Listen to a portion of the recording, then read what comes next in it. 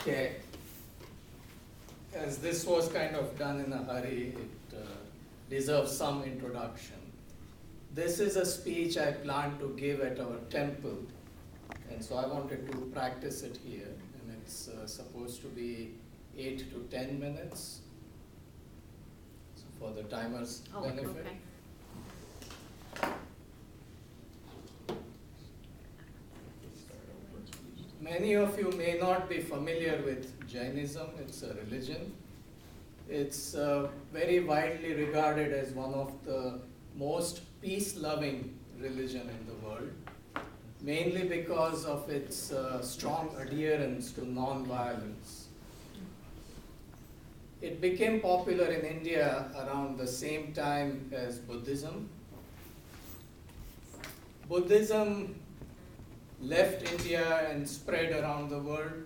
Jainism didn't. It stayed in India. Today there are about 4.5 million followers of Jainism. They are called Jains.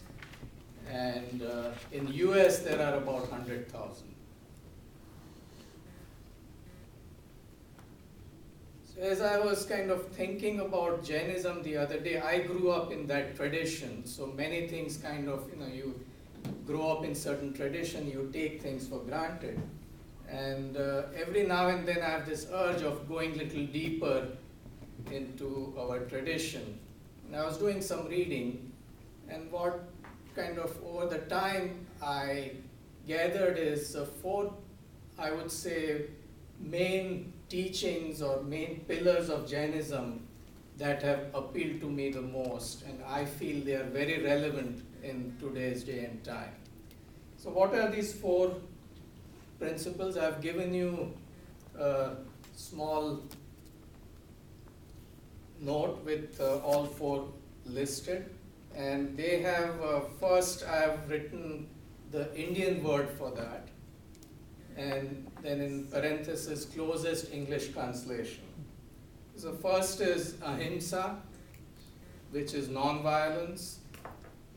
Satya, that is truth or truthfulness. Aparigraha, which is non-possessiveness. And fourth is anekantvad, which is many times described as principles of multiplicity of viewpoints or doctrine of relativism. So again, it's non-violence, truth, non-possessiveness, and this principle of multiplicity of viewpoints. So let's start with ahimsa or non-violence. In Jainism, non-violence is taken at a much higher level. Jains believe that you do not hurt any other life form to sustain your own life. And that's a tall order. So each life has the same should have the same opportunity to express itself as you do. Okay, so you only take what is really needed, or you don't, harm anyone else for your own survival. So you practice this non-violence at your thought, words, and action level. Similarly, the second one, truth, is also being truthful, again at all these three levels, in your thought, in your words, and in your actions. So both these things kind of are very well known for Jainism. And the third one, which is aparigraha or non-possessiveness, is also something you hear from other religions. It's not something that new as a concept. We all yearn for physical things. We feel that clothes and gadgets and those would make us happy. And we also realize over time that desires are at the root of our unhappiness. So what this principle really is teaching you is that over time you reduce your needs and eliminate desires, which is at the root of unhappiness.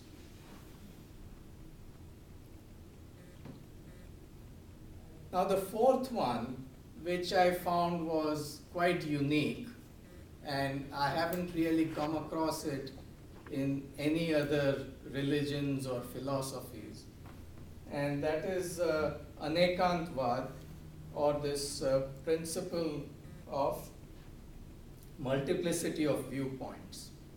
What it says is that truth is so vast that you cannot really claim that I can see the truth or my way is the only way to see the truth. So other way of putting it is that we look at things, we draw conclusions based on our background, how we are brought up, where we are from, our genetic makeup, and so on. And so does the other person. Okay, so each one of us are going to look at things uniquely. And so who is right? We always feel we are right. However, what this principle teaches you is that there can be multiple viewpoints that can be partially true. And you should make an effort to understand other viewpoints before you try to assert your own viewpoint, and also appreciate that there can be multiple partially true viewpoints describing the same situation or same thing. Now, many times I've seen this principle being explained by a very simple example, so I'll share that with you. It's this 5 blind people who have never experienced elephant before. And they go to an elephant, and each one feels a different part of the elephant. So first person touches the trunk of the elephant and feels that, and the second one goes to the legs and feels the legs. The third one is feeling the main body of the elephant, and so on. Now, after that, each one started describing the elephant. And as you can imagine, each of them had a different description. So the one who was feeling the legs said elephant is like pillar, and went on describing that way. The one who was feeling the stomach of the elephant, the body parts, it's like a wall, wide, and kept on describing that way. And they realized that each of them had a very different description of the same animal they had all felt.